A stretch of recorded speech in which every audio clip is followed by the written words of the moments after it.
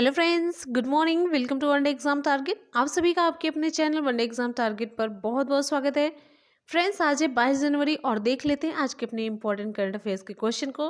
तो चलिए फ्रेंड्स, शुरू करते हैं बिना टाइम वेस्ट किए। अपना पहला question, world economic forum WEF की वार्षिक बैठक कहाँ हो रही है? ऑप्शन हमारा सही होता है ए, स्विट्जरलैंड में। वर्ल्ड इकोनॉमिक फोरम WEF की वार्षिक बैठक स्विट्जरलैंड के दावोस में शुरू हो गई है। दावोस स्विट्जरलैंड की एक तहसील है।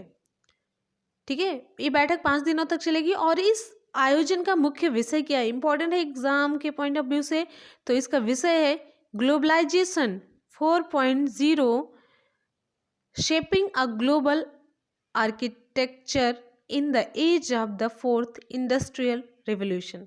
ये इसका पूरा विषय है। Globalisation 4.0, shaping a global architecture in the age of the fourth industrial revolution. एक और इम्पॉर्टेंट चीज जो आपके एग्जाम के लिए इम्पॉर्टेंट है, WEF वर्ल्ड इकोनॉमिक फोरम के संस्थापक और अध्यक्ष कौन है? Klaus Schwab. WEF का मुख्यालय कहाँ पर है? स्विट्जरलैंड में। ठीक है, ये रही इसके बारे में इम्पोर्टेंट चीजें। नेक्स्ट क्वेश्चन की तरफ चलते हैं। अभी हाल ही में दुनिया के सबसे बुजुर्ग व्यक्ति मसाजो नोनका का 113 वर्ष की आयु में निधन हो गया। वे कहाँ के थे? ऑप्शन हमारा सही होता है बी, जापान के रहने वाले थे। जापान की न्यूज एजेंसी के अनुसार नोनाका को गत वर्ष अप्रैल में गिनीज वर्ल्ड रिकॉर्ड्स द्वारा आधिकारिक तौर पर दुनिया का सबसे बुजुर्ग पुरुष बताया गया था। और इनका जन्म कब हुआ था? 1905 में हुआ था। और जापानी लोग लगभग ये मानते हैं कि किसी ग्रह पर सबसे अधिक समय तक जीवित रहने वाले लोगों में से खुद को एक मानते हैं और ये माने भी जाते हैं कि जापान के लोग बहुत ज़्यादा दिन तक जिंदा रहते हैं। जापान के बारे में और कुछ इंपॉर्टेंट चीज़ें बता देते हैं आपको। जापान एशिया महाद्वीप में स्थित है और इसकी राजधानी क्या है? टोक्यो है। और यहाँ पे बौद्ध धर्म के लोग बहुत ज़्यादा रहते हैं, लगभग 96% के करीब। और ये प्रधानमंत्री कौन है? शिंजो एबे है। और मुद्रा क्या है? जापानी येन। ये रही जापान के बारे में सारी इंपॉर्टेंट चीज़ें। नेक्स्ट क्वेश्चन की तरफ चलते हैं। अभी हाल ही में सिंगापुर में अंतर्राष्ट्रीय टेनिस महासंघ महिला टूर्नामेंट किसने जीता? ऑप्शन हमारा कौन सा सही होता है? ऑप्शन हमारा सही होता है बी। अंकिता ने फाइनल में नीदरलैंड की शीर्ष वरीयता प्राप्त एरान टक्सा रस को, ये ऑप्शन जो सी पे लिखा है, को 6-3, 6-2 से हराया। और उन्होंने टूर्नामेंट में 4 प्रमुख खिलाड़ियों को हराकर सीजन का पहला और कुल 8वां खिताब जीता। ठीक है, नेक्स्ट चलते हैं। अभी हाल ही में अरब आर्थिक और सामाजिक विकास शिखर सम्मेलन कहाँ आयोजित किया गया? ऑप्शन हमारा कौन सा सही होता है? सी, बेरूत में। लेबनान की राजधानी बेरूत में अरब आर्थिक और सामाजिक विकास शिखर सम्मेलन आयोजित किया गया। अब लेबनान के बारे में थोड़ा सा जान लेते हैं। ये एशिया का देश है और लेबनान की राजधानी क्या है? बेरूत है। और लेबनान के राष्ट्रपति कौन है? मिशेल सुलेमान है। और प्रधानमंत्री साद हरीदी हैं। और यहाँ की मुद्रा क्या है? लेबनानी पाउंड। तो इतनी इंपॉर्टेंट चीज़ें आपकी तैयार होनी चाहिए। नेक्स्ट क्वेश्चन की तरफ चलते हैं। अभी हाल ही में 15वां प्रवासी भारतीय दिवस कहाँ शुरू हुआ? ऑप्शन हमारा सही होता है ए, वाराणसी में। 21 से लेकर के 23 जनवरी 2019 तक ये कार्यक्रम चलेगा। ठीक है, और ये प्रधानमंत्री नरेंद्र मोदी ने उत्तर प्रदेश के वाराणसी में 15वें प्रवासी भारतीय दिवस का उद्घाटन किया। और इसके बारे में और इम्पोर्टेंट चीज़ें जान लेते हैं। इस वर्ष का क्या विषय है? नए भारत के निर्माण में प्रवासी भारतीयों की भूमिका, role of Indian diaspora in building new India. ये 3 दिन तक कार्यक्रम चलेगा, 21 से लेकर 23 जनवरी के बीच। ठीक है, और एक इम्पॉर्टेंट चीज, इस 3 दिवसीय कार्यक्रम में मुख्य अतिथि के रूप में मॉरिशस के प्रधानमंत्री प्रविंद कुमार जगन्नाथ सहित बहुत सारे लोग भाग लेंगे। तो मुख्य अतिथि के रूप में मॉरिशस के प्रधानमंत्री प्रविंद कुमार जगन्नाथ शामिल होंगे। पहले थोड़ा सा 13वां कब मनाया गया था? 2015 में। कहाँ पे मनाया गया था? गुजरात के गांधीनगर में। 14वां कब मनाया गया था? 2017 में। कहाँ पर? कर्नाटक के बेंगलुरु में। और 15वां 2019 में मनाया जा रहा है कहाँ पर? उत्तर प्रदेश के वाराणसी में।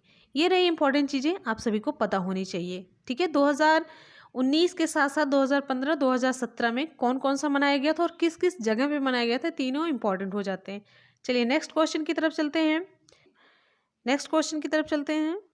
अभी हाल ही में संसद रत्न सम्मान से किसे सम्मानित किया गया? विकल्प के अकॉर्डिंग हमारा ऑप्शन सही होता है डी, अनुराग ठाकुर। हिमाचल प्रदेश के सांसद हैं अनुराग ठाकुर। इनको जूरी कमेटी स्पेशल अवार्ड श्रेणी के तहत सांसद के रूप में उनके विशिष्ट प्रदर्शन के लिए संसद रत्न पुरस्कार से सम्मानित किया गया। अनुराग ठाकुर जी जूरी समिति का पुरस्कार प्राप्त करने वाले पहले भाजपा सांसद बन गए, ध्यान दीजिएगा। और थोड़ा सा इसके बारे में जान लेते हैं। संसद रत्न पुरस्कार की स्थापना 2010 में पूर्व राष्ट्रपति डॉक्टर एपीजे अब्दुल कलाम के द्वारा शुरू की गई है। ठीक है, नेक्स्ट चलते हैं। अभी हाल ही में नेपाल के सेंट्रल बैंक ने कितने रुपए से अधिक मूल्य वर्ग के भारतीय नोटों पर प्रतिबंध की घोषणा की है? तो ऑप्शन हमारा कौन सा सही होता है? ऑप्शन हमारा सही होता है सी, 100 रुपए।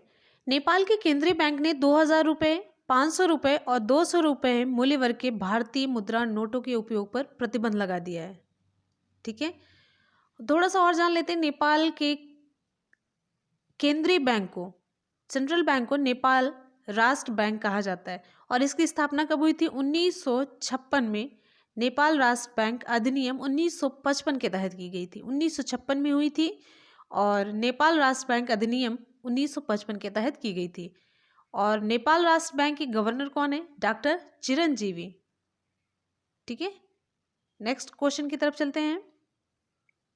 2 दिवसीय एग्री विजन 2019 सम्मेलन कहाँ आयोजित किया गया?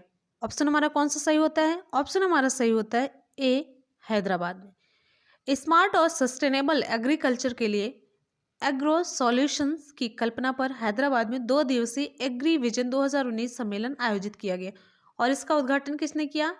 उपराष्ट्रपति एम वेंकैया नायडू ने किया। अभी हाल ही में आरबीआई ने आईडीएफसी फर्स्ट बैंक के सीईओ के रूप में किसकी नियुक्ति को मंजूरी दी है? ऑप्शन हमारा कौन सा सही होता है? ऑप्शन हमारा सही होता है सी, वी वैद्यनाथन को। भारतीय रिजर्व बैंक ने 3 वर्षों की अवधि के लिए आईडीएफसी फर्स्ट बैंक के एमडी और सीईओ के रूप में वी वैद्यनाथन की नियुक्ति को मंजूरी दे दी है। और एक इंपॉर्टेंट चीज, आईडीएफसी फर्स्ट बैंक का मुख्यालय कहाँ पर है? मुंबई में। ठीक है, नेक्स्ट क्वेश्चन की तरफ चलते हैं। अभी हाल ही में रक्षा मंत्री ने कहां पर डीफो ब्रिज का उद्घाटन किया? ऑप्शन हमारा सही होता है ए, अरुणाचल प्रदेश में। रक्षा मंत्री कौन है हमारी? निर्मला सीतारमण। निर्मला सीतारमण ने अरुणाचल प्रदेश के लोअर दिबांग घाटी जिले में चिपू नदी पर, किस नदी पर? चिपू नदी पर 426 मीटर लंबे डीफू ब्रिज का उद्घाटन किया। ठीक है, अरुणाचल प्रदेश के बारे में जान लेते हैं। अरुणाचल प्रदेश के सीएम कौन है? पेमा खांडू हैं और राज्यपाल वीडी मिश्रा हैं और अरुणाचल प्रदेश की राजधानी क्या है? ईटानगर। आप सभी जानते हैं। नेक्स्ट क्वेश्चन की तरफ चलते हैं। अभी हाल ही में किस शहर को 2020 के लिए वास्तुकला की विश्व राजधानी के रूप में नामित किया गया? Very important question. ऑप्शन हमारा कौन सा? ऑप्शन हमारा सही होता है सी, रियो डी जेनेरियो। यूनेस्को संयुक्त राष्ट्र शैक्षिक, वैज्ञानिक एवं सांस्कृतिक संगठन यूनेस्को के अनुसार ब्राजील का शहर रियो डी जेनेरियो वर्ष 2020 के लिए वर्ल्ड कैपिटल ऑफ आर्किटेक्चर होगा। नवंबर 2018 में यूनेस्को और इंटरनेशनल यूनियन ऑफ आर्किटेक्ट्स यूआईए द्वारा एक साथ शुरू किए गए कार्यक्रम के अंतर्गत रियो डी जेनेरियो पेरिस और मेलबर्न को पराजित करके यह खिताब हासिल करने वाला पहला शहर बन गया है। ठीक है, पहली वास्तुकला की विश्व राजधानी के रूप में रियो डी जेनेरियो विषय क्या है? All the words just one world. All the words just one world. ठीक है, और यूनेस्को का मुख्यालय कहाँ पर है? पेरिस, फ्रांस में। और आप सभी को मैंने बताया है इस शहर ने पेरिस और मेलबर्न को हराकर यह स्थान हासिल किया है, ध्यान दीजिएगा। ठीक है, नेक्स्ट क्वेश्चन की तरफ चलते हैं। अभी हाल ही में अभी हाल ही में रोजा पार्क्स ट्रेल ब्लेजर पुरस्कार किसने प्राप्त किया? अभी हाल ही में रोजा पार्क्स ट्रेल ब्लेजर पुरस्कार किसने प्राप्त किया? ऑप्शन हमारा कौन सा सही होता है? ऑप्शन हमारा सही होता है ए, गुरिंदर सिंह खालसा। भारतीय अमेरिकी 45 वर्षीय सिख गुरिंदर सिंह खालसा को इंडियाना माइनॉरिटी बिजनेस मैगजीन द्वारा विविधता के चैंपियन के लिए चुने जाने के बाद प्रतिष्ठित 2019 रोजा पार्क ट्रेल ब्लेजर पुरस्कार प्राप्त किया है। ठीक है, तो आगे चलते हैं आज के अपने सवाल की तरफ। और फ्रेंड्स, अगर आप सभी लोग को वीडियो अच्छा लग रहा हो तो वीडियो को लाइक और दोस्तों में शेयर करना ना भूलिएगा। और चलिए आज के सवाल की तरफ बढ़ते हैं। आज का सवाल है, अभी हाल ही में 15वें प्रवासी भारतीय दिवस का आयोजन कहाँ पे किया गया? और अभी हाल ही में 15वां भारतीय प्रवासी दिवस कहाँ पे शुरू किया गया? तो ऑप्शन हमारा कौन सा सही होता है? विकल्प आप सभी के सामने, आप लोगों ने क्वेश्चन अच्छे से अटेम्प्ट किया होगा तो आप लोग जल्दी से रिप्लाई कर पाएंगे। तो बताइएगा फटाफट से कमेंट बॉक्स में। फ्रेंड्स, आप लोगों को अगर वीडियो पसंद आ रहा हो तो वीडियो को लाइक और दोस्तों में शेयर करना ना भूलिएगा। मिलते हैं फिर नेक्स्ट वीडियो के साथ, तब तक के लिए good bye and take care, अपना ख्याल रखिएगा। पढ़ते रहिए, मेहनत करते रहिए, सफलता जरूर मिलती है। Thank you.